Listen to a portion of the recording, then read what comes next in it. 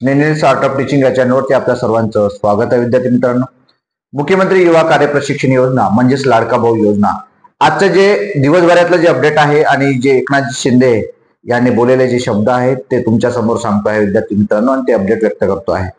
विद्यार्थी मित्रांनो, तत्पूर्वी आपण माझ्या चॅनलला पहिल्यांदा आले असाल तर माझ्या या चॅनलला आपण सबस्क्राईब करा, जेणेकरून येणारं जे अपडेट्स असेल ते अपडेट आपल्या या चॅनलवरती मिळत राहील.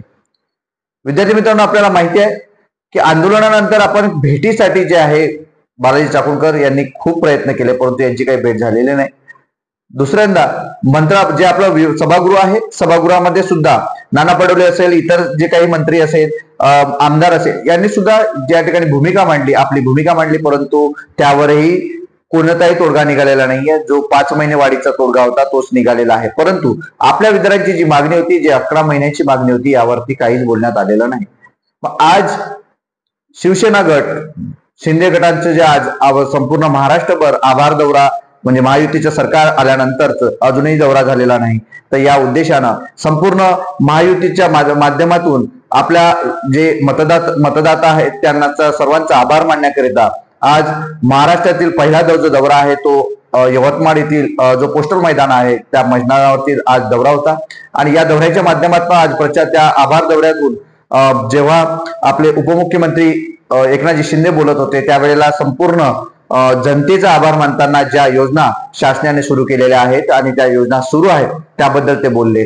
त्यात लाडकी बहिणीचाही उल्लेख त्या ठिकाणी केला, आपल्या युवा कार्य प्रशिक्षणार्थींचाही त्या ठिकाणी उल्लेख केला, आणि इतर जे काही लाडके लाडके लाडके हा शब्द वापरून ते कायमस्वरूपी बोलत आलेले आहेत. आपण संपूर्ण भाषण तो युट्यूबच्या माध्यमातून कोणत्याही साईडवर, म्हणजे कोणत्याही युट्यूबच्या जे आपले पेपर आहेत, म्हणजे काय म्हणतात त्याला, रिपोर्टर आहेत, म्हणजे TV9 असो किंवा लोकमत असो, त्यावरती आपण जर जाऊन बघितलं तर संपूर्ण भाषण तुम्हाला त्या ठिकाणी दिसेल.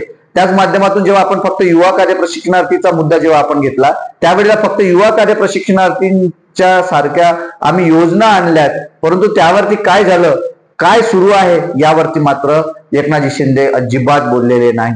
फक्त ते व्यक्त केलेलं आहे, त्यांनी फक्त आभार सांगितलेला आहे की तुम्हाला आम्ही ह्या योजना आणल्यात म्हणून तुम्ही आम्हाला निवडून दिलं, आणि मी आता तुमच्याकडे पुन्हा तुमची भेट घ्यायसाठी आलेलो आहे, आभार म्हणून द्यायला आलेलो आहे, आभार मानायला आलेलो आहे, तुम्हाला धन्यवाद द्यायला एवढंच मागितलेलं आहे, म्हणजे एवढंच सांगितलेलं आहे. पण विद्यार्थी मित्रांनो, आपल्यावर जो अन्याय झालेला आहे, आपण मुंबईला स्वतःहून त्यांना भेटायला गेलो परंतु ते आपल्याला भेटले नाहीत. या मुद्द्याला पकडून आपल्याला चालायचं आहे.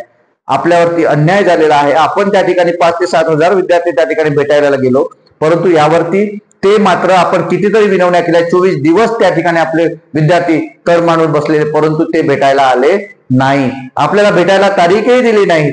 मग आभार मानून काय उपयोग, हा सुद्धा विचार आपल्या विद्यार्थ्यांनी मनात घ्यायचा आहे. विद्यार्थी मित्रांनो, हाच मुद्दा तुम्हाला सांगण्यासाठीच आपण हे अपडेट जे आहे ते तुम्हाला देतो आहे.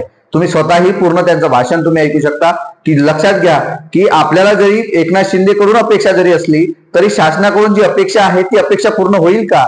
आता आपल्याला बालाजी चाकूरकर साहेबांनी जे काही काम केलं त्या कामाव्यतिरिक्त आता आपल्याला जे आपले तुकाराम बाबा आहे यांच्याकडून अपेक्षा आहे, ज्यांनी आपले 5 महिने वाढवण्यासाठी प्रयत्न केला, पण सर्वांचंच त्या ठिकाणी वाटा आहे. आता एकनाथजी शिंदेच्या भेटीनंतर, म्हणजे मुख्यमंत्री आणि उपमुख्यमंत्री यांच्या दोघांच्याही भेटीनंतर नेमकं आपल्याबद्दल काय होतं हे मात्र आपल्याला समजणार आहे. आणि त्यासाठीच बालाजी चाकूरकर असो की मग आपले तुकाराम बाबा असो, हे लाईव्ह कायम येत असतात आणि आपल्याला त्याबद्दल अपडेट देत असतात विद्यार्थी मित्रांनो. आणि यांच्याच मागे आपल्याला राहिल्यानंतर आपल्याला न्याय मिळेल, कारण हे फक्त बोलबच्चन सरकार म्हणून काम करतात, जे तुमच्यापर्यंत फक्त आभार मानायला आलेत, परंतु तुमची जे काही व्यथा आहे ती व्यथा त्या ठिकाणी बोललेले नाहीत. म्हणून तुम्हाला स्वतः ठरवायचं आहे यानंतर तुम्हाला करायचं काय आहे. विद्यार्थी मित्रांनो, हेच आजचं अपडेट होतं, आणि आपण याबद्दल आपली ही जी काही प्रतिक्रिया जी मी व्यक्त केलेली आहे तुमच्याबद्दलची, याबद्दल तुम्हाला काय वाटते हे नक्की कमेंट बॉक्समध्ये कळवा. आणि अशाच अपडेट करता माझ्या चॅनलला सबस्क्राईब करा. धन्यवाद.